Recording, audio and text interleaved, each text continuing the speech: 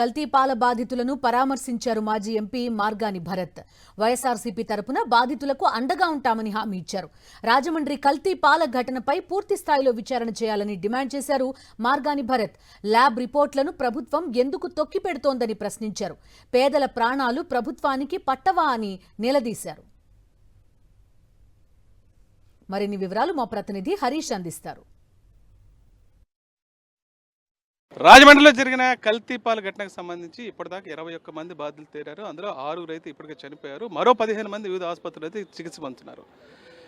ప్రభుత్వం తాజాగా ఇచ్చిన సమాచారం ప్రకారం అయితే 11 మంది వెంటిలేటర్ మీద ఉన్నారు. మొత్తం ఈ సంఘటనకు సంబంధించి అనేక ప్రశ్నలు అయితే తలెత్తుతున్నాయి. దీనికి సంబంధించి మాజీ ఎంపీ మార్గాని భరత్ కూడా బాధితులు పరామర్శించారు. కొన్ని విషయాలు ఆయన అడిగి తెలుసుకుందాం. అనేక సంఘటనలు ఈ అంశానికి సంబంధించి వెలుగులోకి వచ్చాయి. ముఖ్యంగా బాధితులు ఎవరైతే చనిపోయిన వారు 6 కుటుంబాలంటే ప్రభుత్వం 5నే చూపిస్తుంది. మిగతా కుటుంబాన్ని ఎందుకు అసలు చేరదీసి వాళ్ళు కాంపన్సేషన్ ఇచ్చే ప్రయత్నం చేయట్లేదు? మరో ప్రధానమైన అంశం, అసలు ఆసుపత్రిలో ఉన్న వాళ్ళ పరిస్థితి ఏంటి? వెంటిలేటర్ మీద ఉన్నారని చెప్తున్నారు, ఐసీయూలో ఉన్నారని చెప్తున్నారు. అసలు వాళ్ళకి ఇచ్చే ట్రీట్మెంట్ ఏంటి? ఇంతవరకు యాంటీడోట్ కూడా ఉపయోగించారా లేదా? అసలు మొత్తం దీనికి సంబంధించిన శాంపిల్ ఫలితం వచ్చిందా రాలేదా? ఏం పరిశీలించారు? ఇప్పుడు ప్రధానంగా 6 కాదండి, 7 చనిపోయారు. రాజానగరం బీజాపూరి టౌన్షిప్లో కూడా ఒక ఆమె 54 సంవత్సరాల ఆమె కూడా ఇదే సేమ్ రీనల్ ఫెయిల్యూర్తో, కిడ్నీ ఫెయిల్యూర్తో చనిపోయింది. ఆ పాలవాడి దగ్గరే పాలు వేయించుకున్న సందర్భం ఇది కరెక్ట్గా శివరాత్రి రోజు జరిగిందండి. శివరాత్రి రోజు జరిగిన తర్వాత ఇప్పుడు ప్రతి ఒక్కరికి కూడా ఆ పాలు తాగి కిడ్నీ ఫెయిల్యూర్ అయ్యి దాన్ని ఐడెంటిఫై చేయడానికి ఆల్మోస్ట్ 2-3 డేస్ పట్టింది. ఇది వెలుగులోకి రావడానికి కూడా 3 రోజుల తర్వాత వెలుగులోకి వచ్చింది. ఇవాళ ఈ ప్రభుత్వము ఈ అంశాన్ని నీరు కార్చే కార్యక్రమం చేస్తూ ఉన్నారు. కొత్త కొత్త స్టోరీస్ని కుకప్ చేస్తూ ఉన్నారు. అంటే ఇది ఒక యాక్సిడెంట్ కిందనే చిత్రీకరించే కార్యక్రమం చేస్తున్నారు. ఒక్క అంశం చెప్తున్నా, ఇప్పుడు ప్రభుత్వము డౌట్ లేపింది ఏంటంటే ఇథిలీన్ గ్లైకాల్ అనే ఒక కూలెంట్ పాలల్లో కలిసిందని ఒక డౌట్ లేపారు. దాన్ని ఇంకా పూర్తిగా నిర్ధారించాల. ఈ ఘటన జరిగి 10 రోజులైంది. ఇప్పుడు దాకా కూడా ఫారెన్సిక్ సైన్స్ ల్యాబొరేటరీస్ దగ్గర నుంచి ఇప్పుడు దాకా రిపోర్ట్స్ రాలా. ఎంత దారుణమో చూడండి.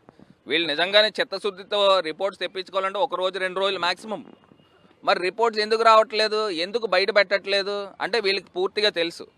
ఒక అంశం అయితే నేను ఇవాళ క్లియర్గా చెప్పేది ఏంటంటే, ఆ పాలతను 160 లీటర్లలో ఒక ట్యాంకర్ ఉంది అతనిది. ఆ ట్యాంకర్లో కనుక నిజంగానే కనుక ఇథిలీన్ గ్లైకాల్ కనుక లీక్ అయితే ఆ 160 లీటర్లు కంటామినేట్ అవ్వాలి కదా.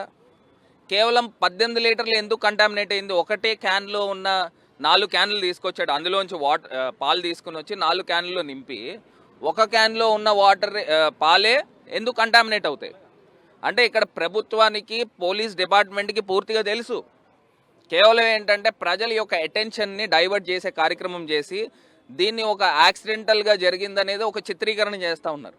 ఆ కుటుంబ సభ్యులకైనా తెలియాలి నిజంగా 11 మంది వెంటిలేటర్ మీద ఉన్నారు, వాళ్ళ స్టేటస్ ఏంటి? లేకపోతే మీరు కేవలం డ్రామా ఆడుతూ ఉన్నారా? లేదు నిజంగా అత్యవసరమైన అడ్వాన్స్ ట్రీట్మెంట్ ఇవ్వాల్సి వస్తే ఎయిర్ లిఫ్ట్ చేసి హైదరాబాద్ అయినా పంపించాలి కదా. ప్రాణాలంటే మీరు ఎందుకు ఇంత చిన్న చూపు చూస్తూ ఉన్నారు?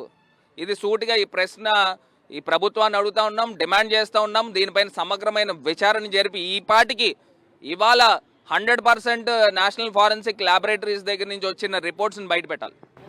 చాలా ప్రధానమైన అంశాల గురించి చెప్పడం జరిగింది.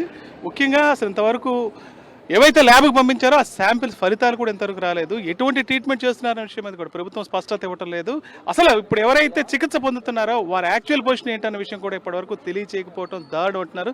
దీనికి పూర్తిగా ప్రభుత్వం బాధ్యత వహించాలి. అవసరమైతే ఎయిర్ లిఫ్ట్ ద్వారా ఇంకా సురక్షితమైన మంచి ఆసుపత్రికి తీసుకెళ్లి చికిత్స అందించాలని డిమాండ్ చేస్తున్నారు. రాజమండ్రి నుంచి విజయన్ పల్క, హరీష్ ఫర్ సాక్షి.